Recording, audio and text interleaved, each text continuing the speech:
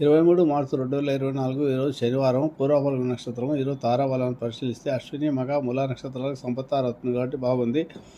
అలాగే భరణి, పూర్వఫల్గుని, పూర్వాషాఢ నక్షత్రాలకు జన్మతార కాబట్టి బాగాలేదు. కృత్తిక, ఉత్తరాఫల్గుని, ఉత్తరాషాఢ నక్షత్రాల పరమైతార కాబట్టి బాగా ఉందని చెప్పొచ్చు, బాగుంది. రోహిణి, హస్త, శ్రవణ నక్షత్రాలకు మిత్రతార కాబట్టి బాగుంది. మృగశిర, చిత్త, ధనిష్ట నక్షత్రాలకు నైదంతార కాబట్టి బాగాలేదు. ఆరుద్ర, శతభిషం, స్వాతి నక్షత్రాలకు సాధనతారత్వం కాబట్టి అప్పులు వసూలు చేసుకోవడానికి, కోర్టు కేసులు చేసుకోవడానికి, సర్జరీలు చేసుకోవడానికి బాగుంటుంది.